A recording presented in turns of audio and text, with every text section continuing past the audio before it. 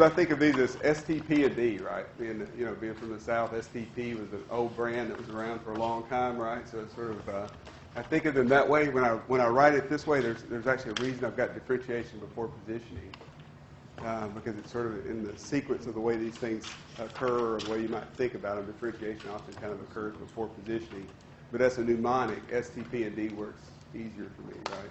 Have you guys heard of STP or not? Yes. Okay, so it is a brand that sort of made it north of the Mason-Dixon line at some point. Okay, so STP and D is sort of, so that's a mnemonic. So where does that fit into the big picture of what we're doing in marketing? So if you kind of think about this slide, right, when I say the big picture, I'm almost always thinking about one slide, right? It's the middle. It's the middle part. It's right in the middle of the slide, right? So it's sort of like joining the left-hand side of the slide to the right-hand side of the slide, right? What's on the left-hand side of the slide? 5 C's. The 5 C's, right? So you have like market opportunity analysis on the left-hand side of the slide, and what are those really intended to do? What is the market opportunity analysis and the 5 C's intended to help you with?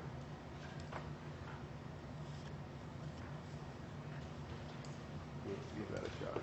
To understand the customer, to understand what's the role of the product in the market. Okay, to sort of understand markets themselves, right? So sometimes people will just call that, quote, the market, in broad terms, like the market, all things about the market, all things that you might think about when you're thinking about the market itself. And then they'll call the right-hand side a marketing strategy, right? So the marketing strategy has those two components, right? Has the target market and your marketing mix. And the 4 Ps are sort of just a way of thinking about what are some of the things you need to think about when you're thinking about how you might change your offering or alter your offering to improve your value proposition to that specific target market. So STP and D is sort of connecting the left and the right-hand side, right? So that's sort of like how you kind of go from the big market to developing these specific marketing strategies. So hopefully everybody's getting a warm and fuzzy feeling about the big picture of marketing and kind of how all of that fits together. So as we sort of drill down into this, seeing that relationship is sort of important to kind of get back to the framework, because as we get into it, we get more and more detail. So I added this cartoon for you guys. It's sort of like the role of the CMO or the role of the Chief Sales and Marketing Officer, the VP of Sales and Marketing. Is often this, right? It's kind of like, well, how do we increase sales? How do we kind of develop more sales? It's pretty obvious that a company a lot of times is trying to increase or grow its sales or grow its economics and stuff like that. The question of how and how can we do that often kind of falls down to the marketing side. So in drilling into that, this is the slide that I was just referring to, right? So you guys, I try to brand this slide, right? So when I say I try to brand this slide, what does that mean? What does branding mean? Give it an identity. Yes. Does this work? Yeah. I was going to say that a brand means that's the first thing you think of when you think of the slide would be you. So that would be your brand on the topic. Yeah, the way that's in a way that works. You don't necessarily have to associate it with me, but what I'm hoping is that you associate it more with marketing, right? So when I'm thinking of branding, I'm often thinking of like a stamp that is sort of on your mind, right? It's sort of stamped into your memory, into your notes, so that when you think about marketing, you sort of think first about this slide, and then you can kind of think about what are the details that are associated with it as you get deeper into the slide. So branding is very much kind of a cognitive term, is the way we'll use it throughout the class. And when we get into brand management, we'll talk about how do companies sort of brand associations with themselves. So this is more sort of designed to help you to think about what's the big picture of marketing and how do you make different decisions within marketing. And then some of the models that we'll talk about in class will help you to give some shape to your own model. So basically, the whole class I present basically a model and an elaboration on that model. But it's just one framework, one way to think about marketing. And what you want to do really as a marketer within an industry is sort of to develop your own framework, your own perspective, and your own depth of sort of what are the main levers within that industry. So the STP process then is essentially these 6 steps. And of course, all these slides are posted, so there's no need to write all this down. You may make notes or whatever about a particular slide if you want. But try to get a good gist or a good feel for what's going on is really sort of what I hope you get. So on the segmenting side, all we're trying to do here is market segmentation is you identify segmentation variables, right? So when you see this or you read it, you want to interpret that. What does that mean? Identify segmentation variables. What is a segmentation variable? Sounds like statistics, right? I don't know. I don't want it to sound like I statistics. suppose it could be pertaining to, let's say, demographic. It could be pertaining to a specific economic side of the market. Yeah. And what does it function to serve? That's exactly right. So it could be any type of those. Well, I think it serves for you to focus on where you may want to concentrate, because the market as a whole might be very nebulous, very large, and you may not be able to take care of everything. You might actually get paralyzed in the process of trying to position yourself for the entire market. But you can position yourself better with the resources for a specific segment. Okay, good. So with the segments segmentation variable, you're just trying to split up the market into these different pieces, right? So it's just any way you can kind of split up the market. So the way you split up markets can vary quite a bit, right? You might do one segmentation analysis that uses different segmentation variables, and another segmentation analysis that sort of is all based on different types of segments. So I might do something that's more sort of an economic segmentation and look at sort of who has how much disposable income. And on the flip side, I might do something that's more of a psychographic segmentation and look at attitudinal dispositions towards different products, right? So these are different approaches that I might use to operationalize segmentation approach. And all I'm trying to do in that process is to create these different chunks of the market, to break it down into different parts, so that those segments, what makes a segment then, I guess? This is another general term. So something that people have in common? Something that people have in common within the segment. Within the segment. So we hear it now a lot on the news, the segmenting profiles of voters. We hear about middle income, white versus non-white. Something that people have in common. Okay, something that people have in common, and it's different versus other people, right? So it's sort of like, so this is the notion of homogeneous within versus heterogeneous across, right? So that's sort of the nature of what a segmentation variable is trying to do for you. It's trying to kind of create those differences across segments, but homogeneity within the segment. So the second thing you do is you often develop these profiles for the segments, right? So the profiles are often once you've segmented things out, and this is often done on like multiple variables that go into kind of the segmentation, right? So instead of it just being one variable the way we're sort of talking about it, you may have multiple variables. So if you have these multiple variables to create these different segments from those multiple variables, then you might go back and say, well, what are the characteristics of this segment? What defines this segment? The segments, and that's just basically kind of taking what are the characteristics that are most salient about the segment that make it kind of stand out. So that's sort of a lot of times that's used to sort of name a segment in segmentation analysis. Okay, the next step in the targeting step, this is basically kind of after you form these segments, you're trying to figure out which of these segments you actually want to target, which of these segments are segments that you want to go after, that you want to try to offer your product to. So you evaluate the attractiveness of each of those segments, and then you essentially select the target. So the targeting idea is just simply getting at which of these segments are we going to try to develop a specific stimulus, a marketing mix that's going to appeal to that particular segment. And then the last two steps are really just this identifying possible positioning concepts, and then selecting, developing, and communicating that positioning concept. So what we're exposed to most as consumers, and what most people come into a marketing class thinking is, I've got a pretty good feel for step 6, right? I kind of have some feel for what it is that marketers are trying to do through their communications. I've got some feel for kind of how they're trying to position it. I kind of have an idea of what the Democrats are trying to say. I have an idea of what the Republicans are trying to say, and so it's kind of from that I can kind of glean some information to feel comfortable about marketing. So what I'm trying to doing the classes give you all the stuff that goes on prior to getting to that. So what is positioning? So when the word positioning comes up, it's important to kind of have a thought of what that is. Some of this, again, is review from the first class, and I'm repetitive at times. Yes. Sort of like making yourself attractive and unique to your own target segment. Yeah, target segment. So the first thought, so positioning. I have one. My first note is that I think of when I think of positioning is consumer's mind. That what is it that's in the consumer's mind? What is it that's in the customer's mind? What is it that they think about when they think about my product? Right. So positioning is very close to kind of branding and the branding concept, and what it is we want people to sort of think about our brands. Right. So it's different from differentiation in what way? What's the first note on differentiation? So differentiation is about the product itself. And the product versus what? So the product itself is in differentiation versus another product. Versus another product. Versus one a competitor. car with air conditioning and the other car without it. Okay, very good. Yes, so Okay, very good. So, yeah, okay, so my first note on differentiation is competitors, right? First note on positioning is kind of consumer's mind, customer's mind. First note on differentiation is sort of competitors. What how does it sort of compare versus competitors? So differentiation can be a means of, can basically provide a means about which you can position your product. So they can be related.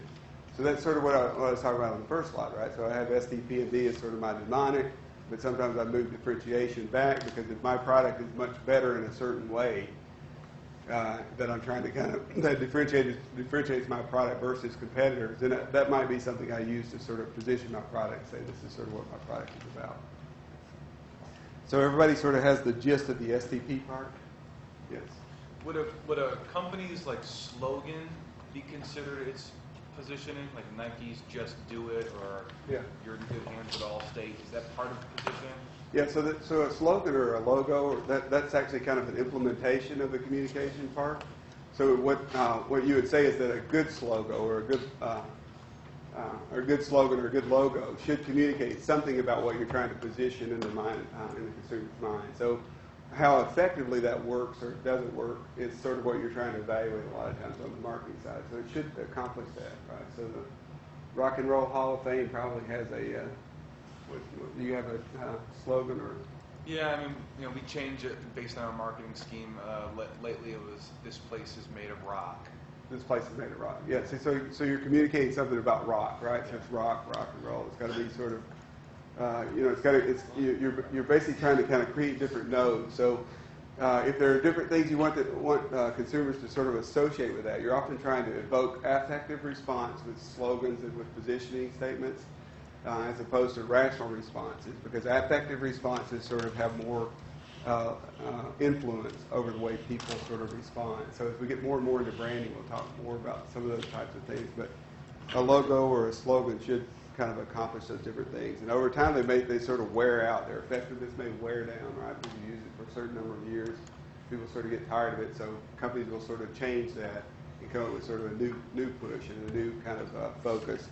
And part of that's based on people getting tired of it, but also part of it's just based on these changes in the culture, right? Cultural changes and those sorts of changes over time will kind of lead to different marketing communications or positioning concepts.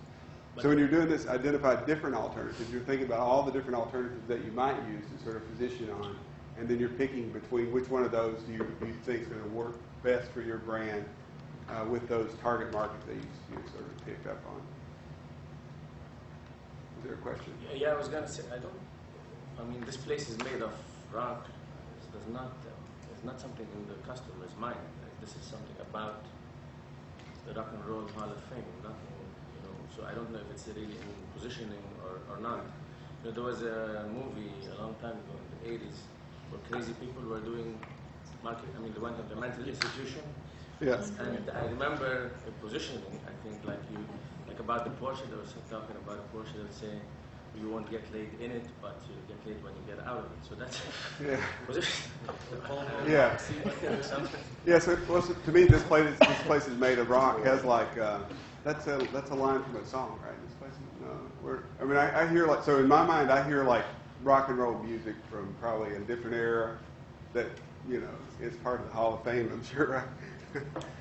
But it's sort of, so you want to think about it through the mnemonic. So does that sort of do things that kind of trigger the right influences in people, the affective influences? It's not an end. So That tagline shouldn't be an end. If it stops and it says nothing else, which is what you're almost saying, in the mind of the consumer, that probably isn't good. So you want it to say more things. So to me, I hear tunes, I hear music, I hear stuff that's sort of like what, I probably hear the boss, right? It's sort of my ear, right? So he's there, I know, right? So for other people, you may hear different tunes, right? I don't know what tunes come to mind when you hear this place is made of rock. What do you guys hear? Bob Seger. Okay, Bob Seger. See, other people so that's sort of what you're trying to do. You're trying to trigger some of these things, and the most salient things that you trigger are probably going to be the ones that people, sort of associate with most, right? So it may go across. So when you're trying to kind of come up with a positioning strategy, you're often trying to come up with something that's going to cut across different segments, right? So it may not mean the same thing to me that it does to someone else, but I like Bob Seger too. So I would add that node, right?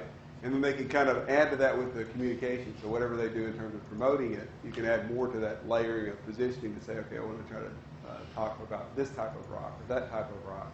And it needs to be something that kind of can transcend different markets. Yes. So is positioning broader than differentiation? Positioning, well, one of the challenges you have with positioning is sort of like it can narrow your scope. It can narrow sort of the people to which you can appeal to, right? So a positioning strategy can either be too narrow or too broad, right? So if it's too broad, it's going to say virtually nothing to no one, right?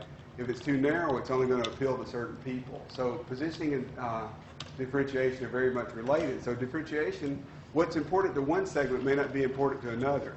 So each one of these marketing strategies, one of the things that you want to see is you want to see that each target market kind of generates a different marketing strategy, right? So what you're emphasizing with one target may be different from what you're emphasizing with another, and it could be sort of what's different about your product that's important to this market versus what's different about your product that's important to another market. So then the media that you choose to communicate through sort of has some effect on which market you're reaching, right? So it's not like one message to all people, right? Okay, so that's kind of, you guys are starting to see there's a whole can of worms related to marketing and all sorts of things you can kind of get into that's sort of related to this. But as you get into this, so if I took like an example of segmentation, this is sort of a segmentation for carpet fibers, right? So sometimes we drill down, we're not into rock and roll, we're just into like how do we sell more carpet? Right, so at P&G they love to talk about real kind of mundane products, right? So they get into toothpaste. So later I'll have an example that sort of gets into toothpaste. But so what they do is there's research that will kind of go on. They kind of figure out, okay, what are the dimensions that are sort of most important to carpets, right, or to carpet fibers, right? So strength is important. That may be very important. Water resistance might be another characteristic. So this is sort of ways you might differentiate your carpets or your carpet fibers and thus differentiate your products, right? So you can look at how they form these different segments. So this is basically kind of showing these 4 different segments, right? Each dot would represent one person's ranking on this plot. And then essentially there's some clustering that goes on. This is sort of a simple looking cluster, right, where it's just saying, well, let's just break it down into 2x2s. It's not always sort of a 2x2 clustering, right? But this is a simple example that would basically say, okay, sometimes people want very high water resistance, high strength, right? Sometimes it's sort of there are people on this lower water resistance, lower strength. And you might have different members. So who are the typical members? So this is sort of the profiling step. If you look at the typical members, say in schools, light commercial, indoor-outdoor carpeting, health clubs, these are kind of different applications for different carpets where you might say, okay, these are different segments or profiles of people in those segments that you might go after if you're kind of developing for A, B, C, or D. Right, so you can kind of see how you're sort of using these different segments. And then, on the targeting side, you're deciding, well, which of these segments do we want to serve? So the segments that you're kind of deciding to serve, maybe you may say, okay, well, we're not so great on water resistance, or this particular product isn't so great on water resistance. Of course, a lot of companies will have brands that cut across the whole spectrum, right? So they'll say, okay, for our lower water resistance product, that's very strong. This is sort of the segment that we're choosing to serve. And then we might sort of go within that segment and try to find out more about what they think, right, and position within the segment so that we're saying things to them that kind of communicate what we want them to associate with that particular product. So see how kind of each product that you've got may go to different segments. So within a company may have multiple products that cut across the different segments and multiple kind of strategies for reaching different people within those different markets. All the best with your efforts to master marketing and sales. I'm Gary Hunter, and I hope you have a great day.